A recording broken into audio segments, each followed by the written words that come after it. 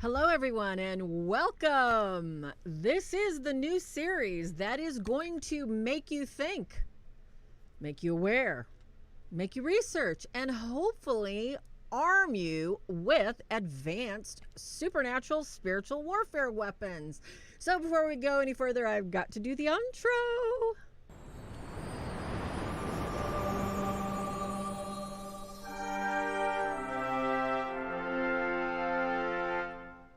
If you are new to the channel, this is the channel Swords of St. Michael that hopes to bring you the best and the latest, the best, the greatest, the oldest in spiritual warfare.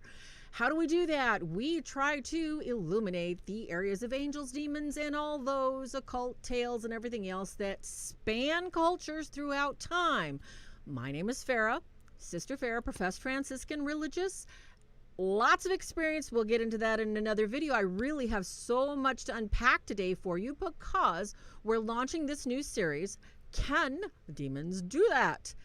And there's so much misinformation out there that I really want to start with something simple. As you know, everyone, we have lots of images in our culture and our movies and our books and everything else. Let's give a shout out to everybody who's joining us here in chat. Hey, Lori Ann, Russ, and Russ Sr., who got to blow you a kiss. Oh, and Bernard made it too. Thank you all for joining us. And thank you for those of you that are listening. As always, we got to start with a prayer. So, ready? And I am doing it in Latin, but it's okay. You can pray any way you want. Sancta Michael Arcangele, defende nos in prelio contra nequitiam et insidiis diobliesto presidium imperere Deo supplicis te precamer tuque princips militia celestis satana maliosque spiritus malignos, qui et perditionem animarum pervegantur in mundo divina virtute detrude. Amen. Back at it. Okay, so in order to clarify what we're doing in this series, and I'm hoping if you like it, you can give it a big old thumbs up, and there's a little like subscribe little thing right down there in the corner. Hit it. When we look at a spiritual warfare, we look at what we need to identify those things that are going to disturb us, those things that are going to haunt us, those things that could potentially be invitational. I want to bring in this fabulous quote of Padre Pio. If you're not familiar with who Padre Pio is considered a very holy man and saint by the Catholic Church. Why? We'll get into him in another show. I just want you to know that this is a powerful quote and it applies to this new series that we're rolling out. And Padre Pio tells every single one of us, remember that the devil has only one door by which to enter the soul, your soul and my soul, the will. Free will. You and I have free will. Got it? There are secret or hidden doors. Temptations, discouragement, and unrest are the wares offered by the enemy. Remember this. If the devil's making noise, it is a sign he is still outside and not yet within. That which must terrify all of us is his peace and concord within the human soul. So with that said, what he's saying is the devil, he's an old hat. So this series is going to uncover some of those temptations and the quote-unquote wares that Padre Pio is talking about. Can everybody hear me in chat? Thank you, Billy. Good to see you. Can everybody say yeah? If everybody can hear me and see me all right? The picture's looking good, guys. I still have a little bit of the green screen noise I got to polish off, but thank you so much. So if you can't hear me, you know, give me like a frowny face or something. Say, oh, you just sound terrible. This movie was, all right, good, everybody can hear me. This movie that we're going to talk about is rated R. Most of the shows in this series, which will be bi-monthly, will be rated mature audiences only. And what do I mean by that? This is made not for 16-year-olds, not for 14-year-olds, not for 17-year-olds, 18 and up, with a mature, logical sense of reasoning. And what do I mean by that? Hi, Rebecca, you made it. If there are many, many fragile adults, there are many of us suffering PTSD, especially living through the times that we're living right now. Let's be a little aware of who's around us, who's listening to this, who could be watching this. Some of these, we're talking about suicide, suicidal ideation today. We're talking about mental illness. And these topics, they're not suitable for everybody. So that's off the plate here, kids. Done. Get everybody out of the room that you need to. Our show today is covering the movie. In case you haven't seen it, I would not recommend you go see it. It's called The Night House. And I'm going to switch to one of these fabulous, creepy, I don't know what they're called, creepy scenes. My son got this from the movie. The whole premise of this movie, The Night House, is a movie by David Bruckner. The music is fabulous. The whole concept is psychological thriller, as you see this woman's hand is resting on an empty pillow. The premise is a woman inherits a lake house built completely by her husband, and it enters the movie after the funeral in which he committed suicide, but we really don't have the details fleshed out yet. So, hey, Jennifer, you made it. Mimi, thank you all for joining us. I'm sorry for interrupting, but it has been over a year since I've gone live. Please bear with me. I have missed the audience. I have missed the interaction. I've missed all of you terribly. Night House. What we have is this woman comes home from the funeral. When we're talking about can demons do this, in a lot of movies today, we have a gross exaggeration of what their abilities are, and for kicks and pleasure, there are more jump scenes, which, are great. They get everybody to jump. We're going to look at some of the finer details and finer points of this movie that actually made me look at it, because somebody said, "What's this movie all about? This is incredible." That's why I went. Do not go see horror movies out of curiosity. Do not seek out to go see the latest horror movie because somebody said, "This is really frightening. This is really horrible." Why do I tell you no? Do you remember when you were a little child and you were about to put your hand in the fire and your mom grabbed you and said, "No, I'm not your mother, okay? Not. However, I have to warn you, and I'm going to warn you every single time I do one of these shows, that what you put in your precious mind can and will be used by any of the demons watching right now, anytime, any day, any year, to haunt you, to hurt you, to disturb you, to steal your peace. Don't look. Got it?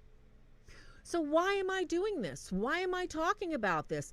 Because I've been haunted all my life and nothing scares me. And God's called me to try and expose this so you don't go through the horrors and pains and stuff that I did. Okay? Good. All right. So, Viva la Mexico. Hi, Lauren. When we're looking at what happened in this movie, the woman comes home, empty house, and starts drinking her husband's brandy. So we see right away that she is mentally very, very, shall we say, she's not depressed, but she has that sense, and this actress plays it beautifully. Beth is the widow. There's three characters. Claire is her best friend, and Mel is her neighbor. She plays this scene to a T.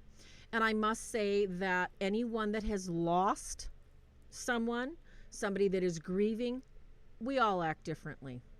And speaking of grieving, I just want to send a shout out that I am praying for everyone on the lower coast of Louisiana that have suffered loss, family, animals, fortunes, houses.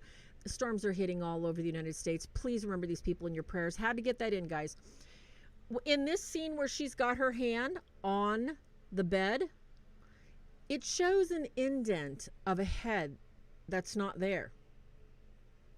That's how she falls asleep. Now, we may or may not, as people, ever experience sleepwalking, and this is where the movie takes us. Beth, with her drink in hand, is all of a sudden transported to a different room. Sleepwalking, but we don't know this till later in the movie, and she wakes up in a different room. Nightmares. This is the number one area I tell some of the most devoted, devout, loving religious people that nightmares are the number one and last resort of any single one of these demonics. So what do we do? What do we do? Say our prayers before we go to bed, of course. When we look at people that suffer from sleepwalking, we look at people that have nightmares, there's usually a lot more than meets the eye, because there's lots of things that cause nightmares. There's lots of things that can cause insomnia and sleepwalking. In this movie, what they are trying to portray is that she is actually entering into demonic illusion. However, this was not explained in the movie description. It said she was just sleepwalking. From my experience, it looks like demonic delusion, meaning she has no sense of time. She doesn't know what's going on. Curious about her husband's suicide. What's she looking for? She's looking for what could have possibly happened, and she doesn't see anything. She gets boxes. She starts packing her stuff up. She's having more dreams. What are the dreams telling her? The dreams are calling her to look through his things. She is woken up, and this was a really interesting point in the movie. She was woken up by her phone ringing. All right, her phone was ringing, and all of a sudden she looks, it's her husband, Owen. On the phone, the text reads, "Come downstairs." I don't know about you guys, but whether I'm dreaming or whether I'm awake, if my phone is going off with somebody dead, I'm getting out the holy water. I'm stapling St. Benedict medals all over. I'm putting a green scapular over it. I am getting that thing in the garage. Shut up and let me sleep. But here in this movie, it is presented as an illusion, as something that, she doesn't even know if it's real. Do you see what I'm saying? So what we're looking at is we're looking at a different realm of reality for her. So yeah, this was very, very, very scary for her because she didn't know what was going on. So she looks at the phone, calls the phone back, and of course, it's not there. Then boom, downstairs, she's got this booming, loud noise. What's going on? It is his favorite song, and the stereo is going on. So, what is this? Can demons really do that? Can demons really text and say, "Come downstairs"? In my experience, no. However, because demons are very adept at messing with your electronics and my electronics, what can they do? They can turn radios off and on that aren't even plugged in. There's a point just not too long ago that Ken and I are in the same room, not even 25 feet apart, and all of a sudden I'm looking at my phone's ringing, and I had a certain ringtone, and it was his ringtone, and it says Ken Deal's calling, and I'm looking at him, and he's standing there. He's not even near his phone. His phone's ringing. Our phones were calling each other. We were working a really bad case at the time. that a couple different exorcists were actually involved in. And we looked at each other, and Ken's like, "Are you calling me?" And I said, "No." "Are you calling me?" He said, "No." And I said, "Don't you answer that." And oh, what a smarty pants. He answers the phone and he said, "You could just go away. I'm going to douse you with holy water. Goodbye." And he listens. I said, "Don't even listen. Are you crazy?" But over the years, we learned to laugh at this stuff because it is lower level, it is common, and there's really, they can't hurt you, they can't touch you, they can't even, shall I say, the only peace they can steal is the peace that we give them, all right? That's all there is to it. So, in this sense, no demon can text you. No, that is not allowed. And it may have happened in another case. I'm not familiar with any cases, and I do discuss things with a lot of different exorcists in Europe, in many different countries in the South, and Canada, and America. And as far as I know, calling is common. The interesting thing, just like this movie shows, there will be no evidence of it later. You will go and you will look, and there won't be like, "Oh, so-and-so called you at a certain time." No, there will be no evidence. Or in other words, if it was a demonic delusion, boom, it'll be erased instantly. So let's look at the next nightmare she has. She sees her husband standing on the water. She's drinking, she's looking for things, and all of a sudden she sees her husband standing in the middle of the lake where he had committed suicide, shooting himself in the head in a boat. Now, she's really wondering what happened. How is she seeing him? How is she seeing him fully in the body like this? So she runs downstairs, okay, because she wants to know what is going on here, okay? Can everybody see those cute little footprints? I mean, those are just really nasty looking footprints. I'm going to make myself a little bit bigger here so you can see me. However, what happened is that in her sleepwalking, she couldn't decide what was real and what was not real. She went all the way down to the dock, and once again, wakes up in a different place, not realizing that she's sleepwalking. She believes what she saw was real. She starts looking through this man's phone. She starts finding pictures of women. She starts looking through his things and finding evidence of a house exactly like the one he built her, except it's in reverse. We'll talk about that in a second. I want to talk about these visions. Can demons use an image of your loved one to tempt you to believe that they're real? Yes and no. All right? God's perfect will, God's perfect intent is to call all of us back to him. All right? Would he allow that? I don't believe so. I've never heard of it unless if somebody was possibly had died in a state of sin. That could have happened. If they were in the process of committing a crime when they died, something like that, if they had been the object. But that doesn't mean it's demonic necessarily. We're going to cover ghosts in another subject because there's such a good, strong history of seeing apparitions that you cannot interact with. Now, this one in the movie, you couldn't interact with this one. However, it was very, shall we say, it was very surreal for her to see him, then see these footprints, which she saw on the dock and she saw in the house. Can demons leave footprints? Yes. Will they last? No. Why? Because demons can suggest and can make us see and believe just about anything. And it'll be erased from any evidence very shortly after. So don't give in to the fact that you think that, oh my gosh, I'm being haunted, this is horrible. It's not necessarily something that you cannot bind away, you cannot pray away, you cannot use your holy water and bless yourself and say, forget it. Okay?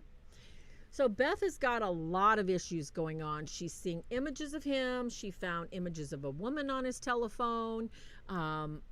that's another thing. I didn't think to cover that one. Can demons, yes, Billy, like it's all in your head. Our mind is the biggest spiritual battlefield there is. Because as I told you when I opened the show, our will controls what goes in and what goes out, correct? So if our will is in control, then we must will to not look at these scenes, not look at these things that can invite us into temptation, such as things like, wow, what's that about?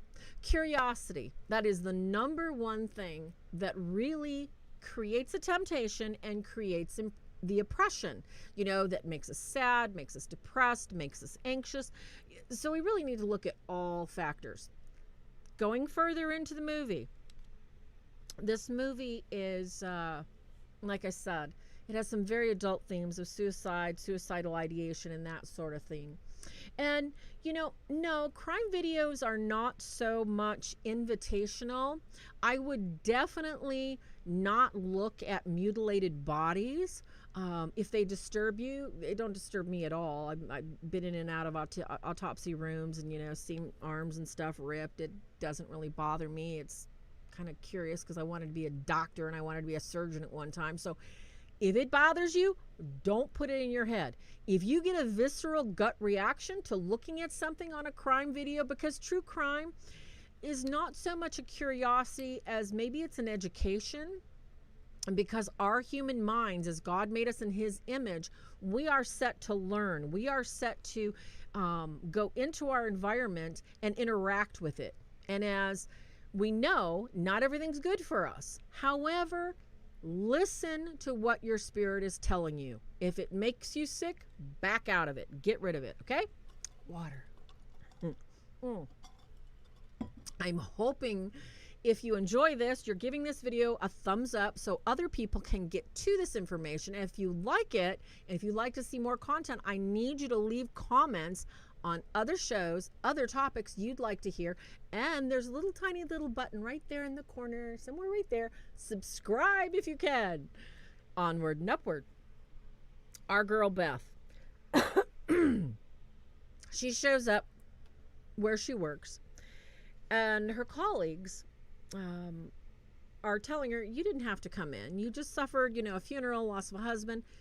She goes to dinner because she's trying to make sense of what are these books, what are these occult books doing in her husband's house that they built, and put together. What is happening? Why is she having these nightmares? She goes to, one of these loud, noisy eateries with 4 of her colleagues, and just out of the blue says, do you believe in ghosts? And what do you think they start talking about?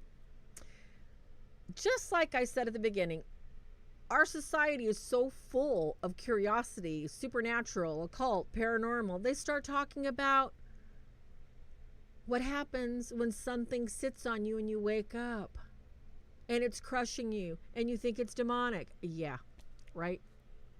So they talked about, the spirit that can crush you, make you feel like, you're dying, that sort of thing. It's called sleep paralysis, which actually the doctors in some clinics have found that there is an organic cause to this. Not always, but there can be. And it is it's completely different than when it happens supernaturally. So let's look at this. She's telling her friends, do you guys believe in ghosts? And they're all yakking about this. And she's like, no, not that.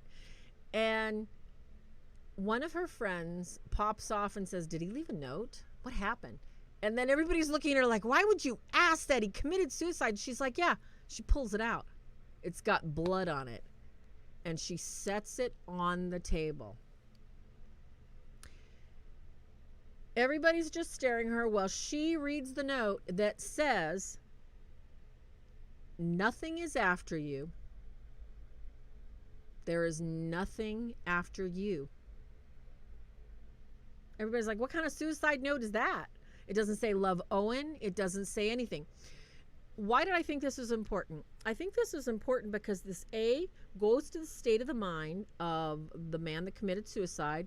B, it goes to the supernatural aspect of his oppression with whatever this thing was that got to him. And in seeing this, of course, everybody's disturbed. And they asked her, what do you think it means? And this is where, in the movie, we are revealed. And there's a lot of spoilers in here. So if for whatever reason you've been asked or you are going to see this movie, you're going to get totally spoiled all the way to the end. Sorry about it. Turn me off now. When Beth was, I guess she was in college. She was a lot younger before she met Owen. She was in an accident. Car drove over a cliff. And the reason I thought this was important because I've had NDEs, which is near-death experience. She died, taken by an ambulance to the hospital, and couldn't be revived for 6 minutes. And in that experience, which she did tell her husband about, which she was absolutely frightened of, she met nothing. She saw nothing. She felt nothing. Now, the movie does not tell us that this is an entity or this is anything other than, I mean, what do we hear when we think of nothing, right? What do we think of? We think of a blank page in a book. We think of maybe a dark alley that, we can't see into. So the movie was very vague in the fact that she saw nothing. So, as she explains this whole nothing concept, she's trying to tell her friends that maybe this is what she experienced. Okay? So, this is where it gets a little tricky. She goes to her friend's house, and her friend says, please stay. She says, no, I must find out what happened. She goes back to the house and starts digging through everything he owns. She finds more occult books, all from the same occult store. She goes to the occult store in her somnambulous state. This is how she finds this. Wakes up drunk, goes in a place in, I think it was New York, like 3 hours away. And she finds the image, or she finds the girl from the image on his phone. And she literally chases this girl down, and she's like, my husband, name was Owen, about this tall. She was angry woman. Now, this is, hard for people to deal with after a suicide, much less to find out their secrets that you had no idea about. Supposedly the girl said there was nothing there. Nothing really happened, etc., and left it at that. After Beth, the lead actress, confirms that this is the occult store that he was in, she can't understand why he was so obsessed with a backwards house. So what she does is, in her somnambulous state that night, she's up and she's like, okay, I've got to find this. So during the day, she's walking around, bumps into her neighbor and says, I've got to find, there's a house in here. He says, no, there's not. And she said, yes, there is. In her state, in her sleepwalking state, she got in the boat and saw a house with lights. Shouldn't be there. The neighbor's curious. He plays a good role, acts upset, and says, no, in your state, you shouldn't be running around out here. Later, she finds the house. And in this house, it is the exact house she lives in, but it's the mirror image floor plan. And she doesn't see really anything out of the ordinary there, except, and I really didn't want to use this image because it's a voodoo doll. It's an ancient, not a voodoo doll, but it's a love spell doll from France. And it's very sadomasochistic. It's very ugly. Totally open door, Jennifer. Totally open door. And she's very disturbed by it. So she grabs this love spell doll that's got stuff sticking out every which way. And she beats on her neighbor's door and says, "What's going on? What is this?" He's like, "I don't know what that is."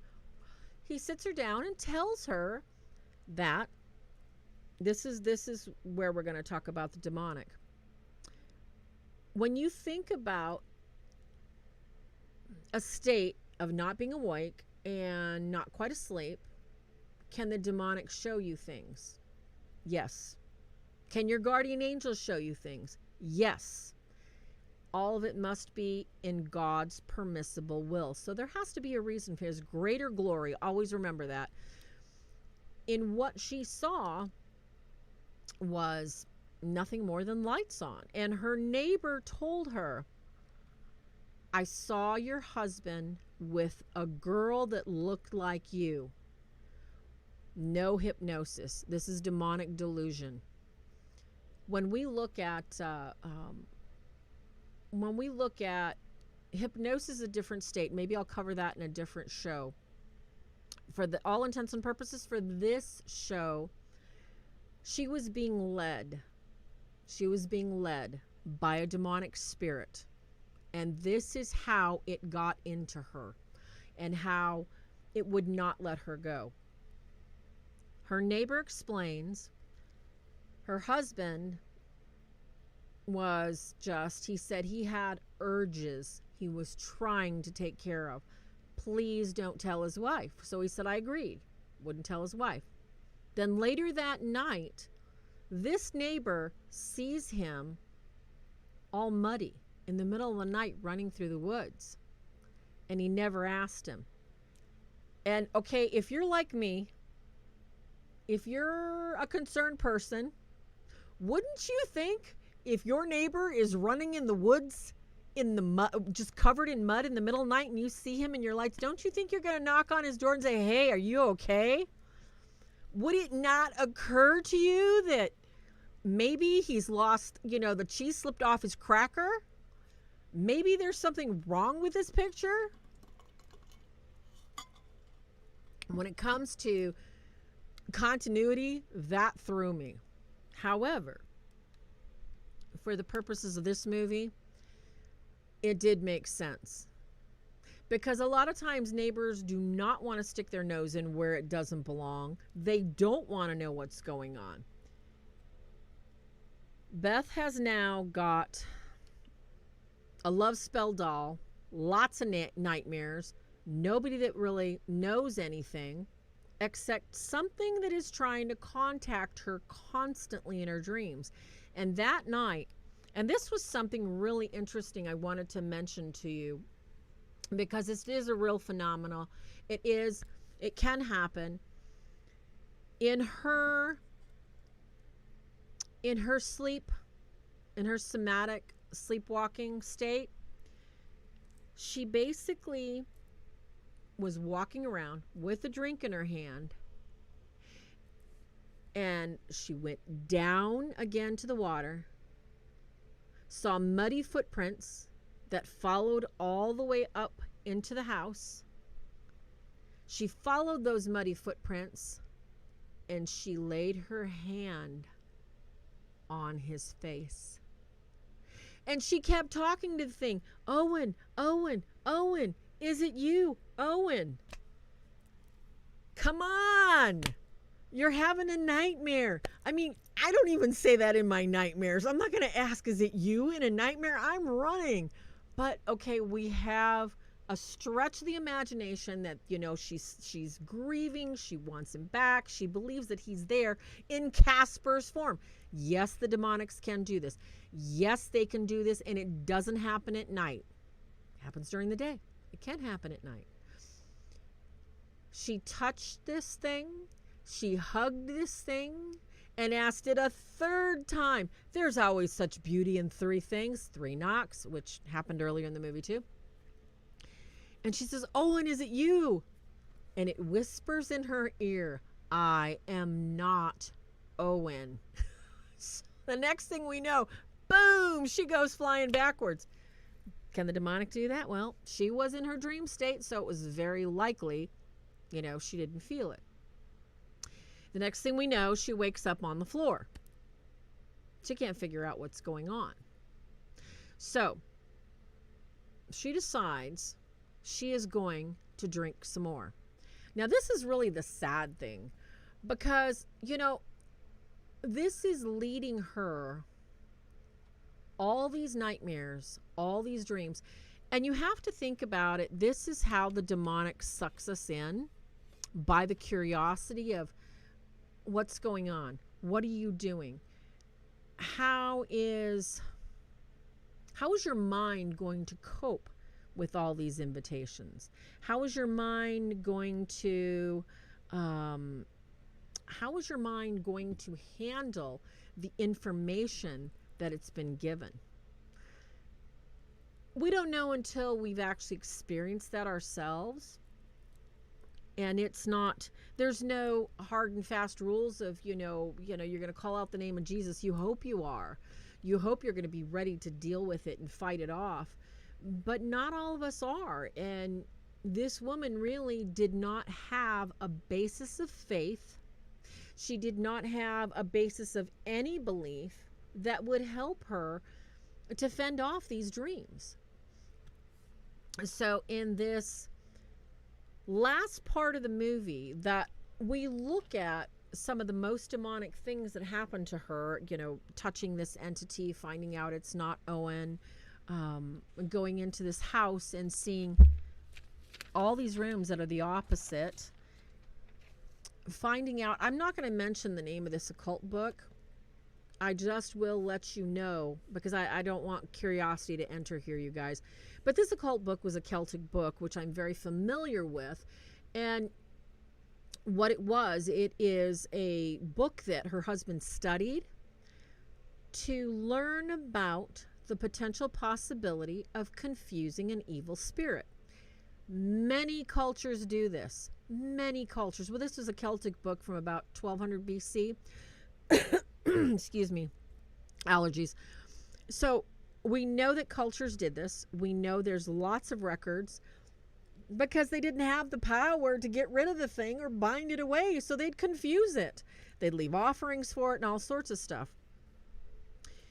This stuff, along with the doll and the other things that she found, told her that Owen was fighting something she didn't know about. In this last series of nightmares that she has, she goes wandering around in her drunk state, and she's confused because the clues are there. He wrote her a note. There was a woman. Supposedly there was no affair. But in this dream state, she sees girls scantily clad, and she's chasing after them. And she sees Owen, and they're jumping off the cliff in front of her house. Can the demonic do that? Yes. Will the demonic do that? Yes. Will they do this at night? Yes. Will they do this during the day? Yes. Depending on God's permissible will on any situation, there's so many places all over that literally have targets on the property because of any number of crimes. It's almost like they're hot spots for evil and hate. However, in Hollywood, in the genre of horrifying us or scaring us or sucking us into some sort of belief, it's always scarier at night because as a human created in God's image, we don't have night vision since we left the Garden of Eden. We can't see in the dark. So one of our primordial fears is not knowing and not seeing and not having a sense of bearing. So I think that's a big reason why movies do that. They set the jumps late at night. They set the music to go off late at night, and they send these ghostly figures jumping off the cliff. She goes back to the house, wakes up, and she knows there's more. So she's digging and digging and digging, and she finds all the plans to this original house and sees hidden entrances and hidden just stuff that he had just put in there that didn't apply to the house she was in. So she has to go back. She has to go back. She has to explore.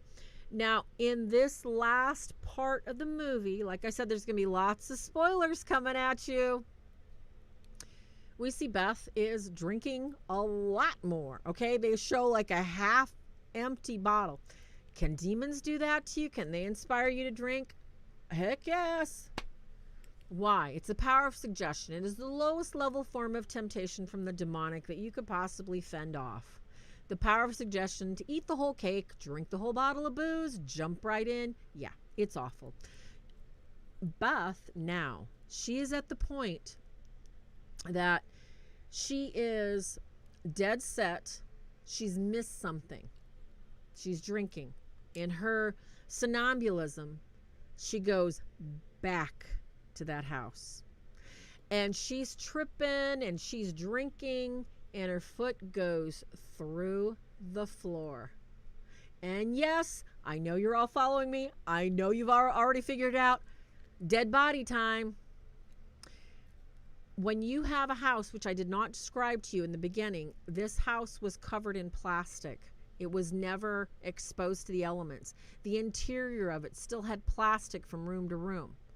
So this bottom chamber she fell into had female bodies in it. Her husband had killed those women she saw jumping over the cliff. She goes back to the house, and now the really bad stuff begins. And I want to tell you all, none of us have anything to be afraid of, and I'm going to remind you that at the end, and I hope I'm not scaring you off, but the story isn't scaring you. I just want you to be aware that certain people are prone to more demonic interference, demonic temptation, demonic delusion because of whatever's going on in their life. It was obvious this woman had no God, no sense of anything. In the beginning, they told us she struggled with depression, anxiety, and she was scared of the nothing. So her husband stepped in without her knowing to try and protect her from the nothing, which we never knew was a demon, which is kind of strange because usually if you have one, you have about 10 more after you. They don't ever come in solo groups, okay? This is not just one solo little cockroach coming after you. They're always like 3, 4, 10. They're just nonstop fun, okay? When you got Jesus, they are anyway. So she is afraid of the nothing. She's afraid of what she just saw. She doesn't know how her husband could have done this. And they show her stumbling up to her house after she's left the house in the woods. And this is where I'm saying this is not a movie to take any children to. If you are a good Christian woman, you do not need these images in your head. They allude to sex scenes. There's nothing really raunchy, but they allude to the sex scenes of her husband attempting sex, kissing, some fondling. And she's like, my husband would never do this, my husband. And it stopped at the point where it showed her husband choking these women and tying them up like that love doll from France. That's where it stopped. So she's running through the house and seeing every single different woman. She can't believe it. The house goes quiet. She goes upstairs to take a shower. Now, this is how you know in this movie that she's a somnambulist, because it shows her with the shower coming in front of her. No nudity here. And her hair is damp, like, she ran through the woods, maybe through the rain, but there's no water coursing down her face, which was kind of strange to me. Can demons show you images of crimes past? Yes, they can. Can they show you detail? Let me tell you this for a fact, and I'm going to keep telling you this over and over and over again in advanced spiritual warfare. Whatever is in your head can and will be used against you. If you've seen it, the devil can replay it as many times as he wants. And people say to me, well, what? I went to confession and, I've talked to the priest about it, and I've talked to my pastor, and I bound it away from me, and I've done this and I've done that, but I'm seeing these images again. I'm going to tell you specifically, it took me years to get certain images out of my head, and it took binding prayers, specifically prayed to my guardian angels that's assigned to every single one of us, to scrub my memory clean. This is not easy. It doesn't happen overnight, and it takes God's perfect will to help you get rid of this. So if you're struggling with anything you might have seen, a crime, a rape, a molestation, you can erase that from your memory by praying specifically to have your memory erased. We must ask for exactly what we want. Never forget, God wants to give you the best. Never forget that, okay? So, sorry for the segue, but getting into what we can see and what we can't see. Yes, the demons can do this. This is their freak show we live in. We live on earth. We're overrun by demons. It's okay, Tony. You can always replay it. We're almost at the end, but hey, it was a fun show, wasn't it, everybody? Jennifer, Elijah, Billy, Lori. We've just got a full house today. So she's seeing her husband do and perform these crimes, and the demon takes her head and smacks her right in the mirror. So she's pulled out of the shower, and her head is cracked. It's not a gift, Anne, of forgetting. It is a grace. A gift is something like, I have a gift of a big mouth. I can't stop talking. That's a natural gift. Do I have the grace to shut up when I need to? Not always. That is something I pray for, to know when I don't need to open my big mouth. So the grace of having no memory is awarded to those who have faith and continue to pray, and that grace will be given. I wish it was a gift, because boy, wouldn't that be a blessing if we could all just say, can I please have this gift? It's a grace. It's a grace that flows from God through Christ. Onward and upward, she's got her head cracked by this invisible creature that she embraced and called Owen. It shows her getting her head cracked. It shows this thing grabbing her hair and dragging her. And as this invisible thing is dragging her, she sees her husband in the mirror house. So we're looking at her house, the mirror house, dragging a girl the same way she's being dragged. What's that all about? It's the movie. It's also, excuse me, allergies. It's a point to take here that when you have an oppression of this depth that is leading to possession, and you are this oppressed, yes, the devil is fully capable of making you either believe you've been hurt and you're being dragged, or, as in many cases that I know of, that can drag you. My question, listeners, for the original screenplay writers, if this nothing devil couldn't get her before, how can it get her now? What did she do different? She hasn't committed any sins. She hasn't committed any crimes. She's not killing people. How can he touch her? See, this is what you and I have to understand. God is not only control, the battle's already been won, and the devil sure as heck can't touch you unless we give him attention and permission. Cannot touch you. Cannot.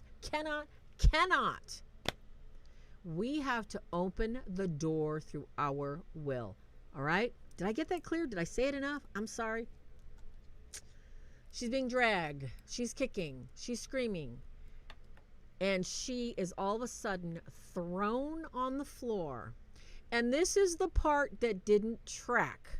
Yeah, just like old times, I'm yelling, right, Jennifer? Sorry about that. She is shown her front room back to a time when they just got into the house, and this is Christmas. She's asleep on her husband. It's very sweet and precious and pretty. And he's rubbing her forehead, and the nothing talks to her and says, "Do you remember? Do you remember?" And she can hardly breathe because she's trying to catch her wind because he's been choking her. She sees her husband struggling to look at her, grimacing.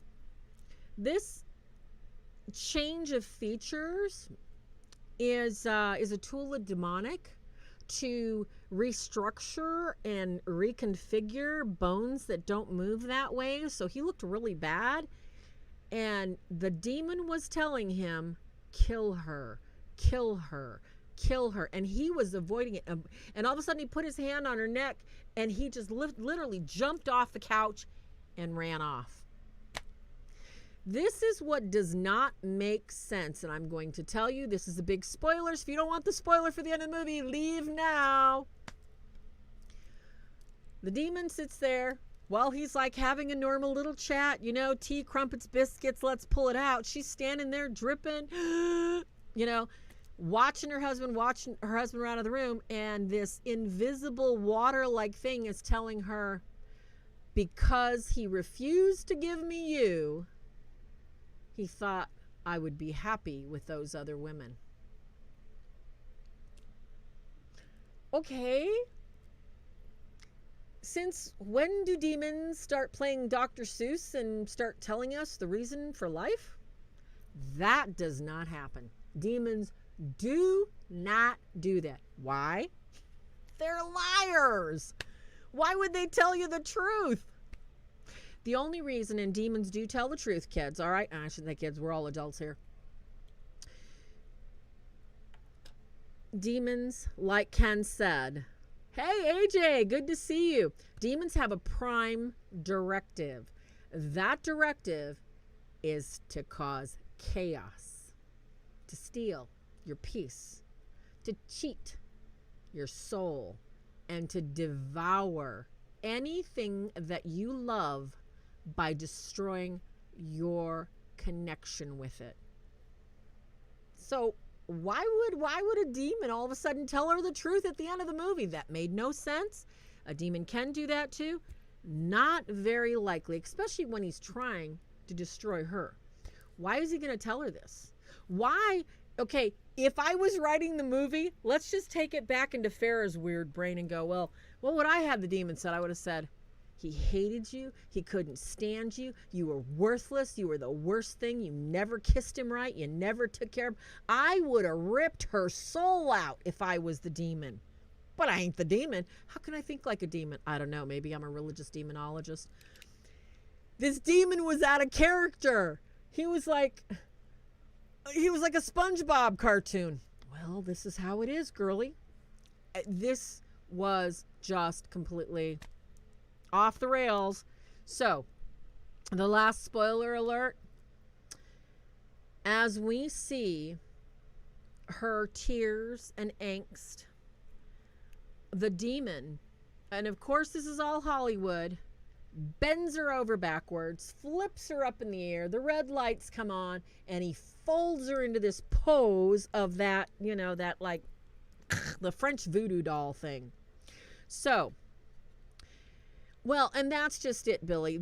Demons drive knives in. They don't tell you, well, he didn't want to kill you, so he killed other people. No, they don't tell you that. They really, really know where you hurt because they have watched you all your life. They know what you fear. They know what you dread. This is why we pray. This is why we pray every day. The demon's got her in this hunchback position. She's all bright red. And it goes into something like The Exorcist where we see her swirling around. And the next thing we know, She's going thunk. She's in the boat that her husband killed himself in.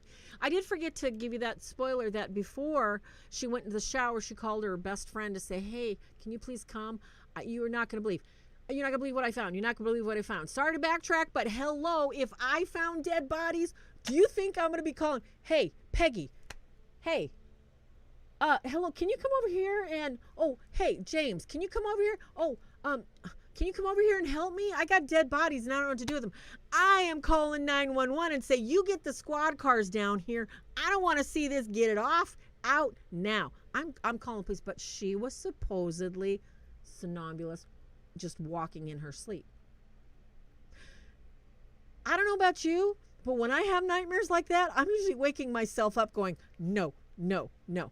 But this is a movie. This is Hollywood. Fast forward, she's in the boat. Big spoilers coming. She wakes up on the boat, and there is that revolver in her lap. And she's looking at it. She's hunched over. I don't know if any of you guys are familiar with some of the worst horror movies when they show people all hunched over and they're just like, oh, they look so sad, et cetera, et cetera. She was all by herself. The boat had been pushed out a little bit from the dock. And her girlfriend drives up. Her girlfriend can see her hunched over. And she's screaming, Beth, Beth, Beth. Beth is just, she's in her somnambulist state. She's looking at the revolver. The neighbor, all of a sudden, he's paying attention. Why didn't he pay attention when those girls were dragged off is beyond me. He's going, what's going on? Beth, Beth. They're both trying to get Beth's attention. Beth is sleepwalking. Beth is holding this gun, and the demon is talking to her. An invisible blackness, the nothing, it's called.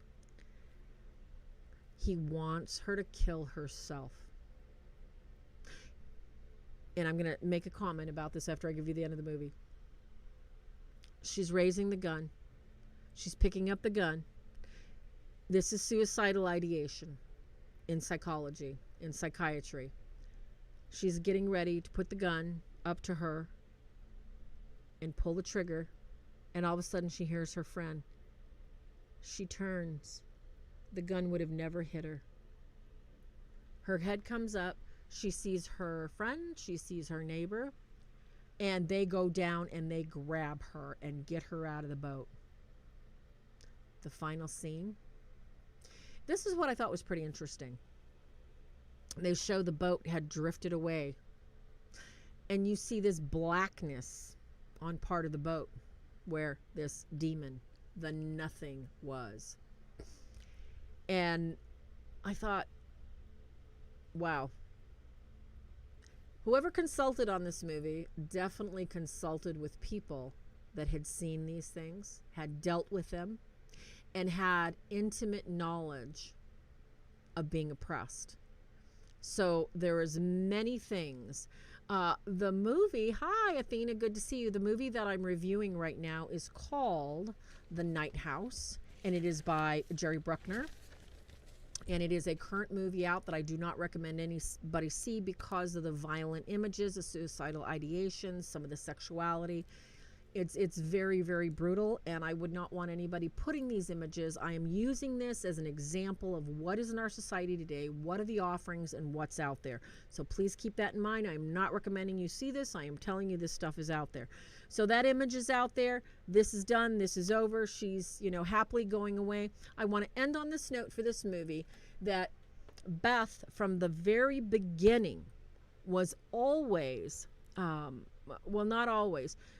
Ever since the accident, she was chased by this demon. She had depression. She had suicidal ideation. She had feelings of a low self-worth. She had horrible oppression from this demon, but she didn't know that was it.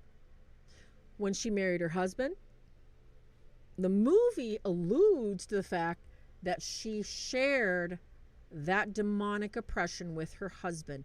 Yes, demons work this way. Yes, they can cross family lines into a new incoming family member. This is why we pray. This is why we bind. This is why we create holy spaces where we live. Her husband couldn't fight it. He killed for her, but it came after her anyway. Thank you so much for joining us. I hope you give me a big thumbs up, 2 thumbs up, but you can't do that. Also, click subscribe in the corner. Never forget, the battle's already been won, okay? And here at Swords of St. Michael, we're here to help you win the fight and win it, right? As good as we can. Please post comments down below and let me know if you like this, if you didn't like this, if you thought it was just a bore. Don't do this again. Please, I want to hear from you. And I would love your suggestions because I'm going to be doing this twice a month. And I really thank you all for joining us. God bless you all. God keep you. God, please shine his countenance on all of you and protect you from these evil images that occur in this world daily. God bless and good night. Sister Farah over and out.